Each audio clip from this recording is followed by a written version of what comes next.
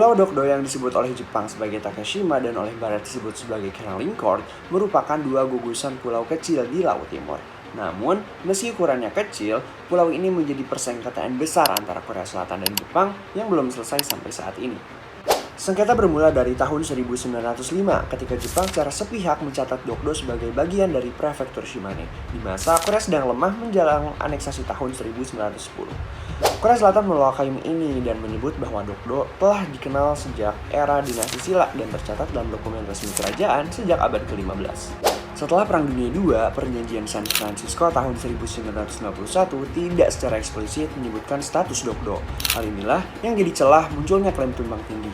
Jepang berpendapat bahwa karena tidak disebutkan, mereka tidak berkewajiban melepaskannya. Di sisi lain, Korea Selatan justru memperkuat klaimnya dan memasukkan Dokdo dalam Line pada tahun yang sama.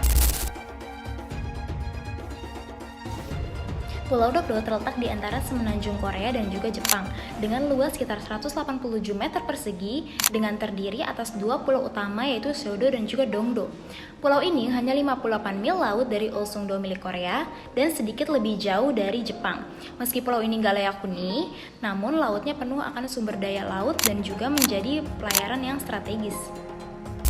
Korea Selatan menguasai Dokdo secara de facto sejak 1954. Mereka menempatkan penjaga pantai, membangun pos, dermaga, hingga helipad di pulau tersebut. Patroli udara dan juga laut dilakukan rutin untuk menjaga wilayah ini, terutama dari kapal Jepang. Meski begitu, Jepang tetap menolak klaim dari Korea. Mereka melayangkan protes, menyebarkan dokumen sejarah, dan juga beberapa kali mengusulkan penyelesaian di Mahkamah Internasional. Tetapi selalu ditolak oleh Korea yang menganggap klaim atas Dokdo bukanlah suatu sengketa. Hingga kini, konflik belum selesai. Di Korea, Dokdo menjadi simbol perlawanan kolonialisme. Di Jepang, Takeshima dianggap bagian sah dari wilayah nasional. Keduanya tetap mempertahankan klaimnya masing-masing. Akibatnya, dampak sengketa yang meluas ini dari kerjasama militer dan juga perdagangan yang terganggu sampai boikot produk dari satu sama lain negara.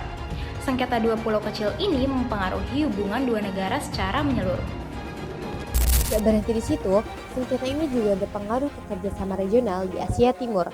Di forum kayak ASEAN Plus 3 atau kerjasama trilateral bareng Amerika Serikat, hubungan Korea dan Jepang yang panas bikin kerjasama agak tersendat.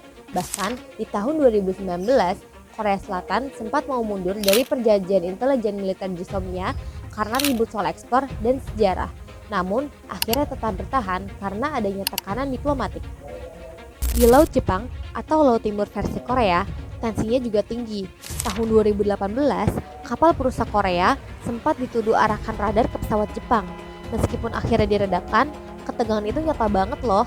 Apalagi, beda penyebutan nama laut juga jadi masalah dalam pengaturan maritim bersama. Secara global, kasus ini juga jadi contoh klasik bagaimana sejarah kolonial dan interpretasi hukum internasional bisa memicu konflik panjang. Dunia internasional menyaksikan bagaimana sengketa kecil bisa berdampak besar kalau nggak ditanganin lewat dialog terbuka dan saling menghormati. Pulau kecil ini mempresentasikan memori dan identitas nasional yang dalam. Tapi kedepannya harapannya tetap ada, terutama lewat generasi muda yang bisa bangun narasi baru, bukan hanya mewarisi konflik, tapi juga solusi.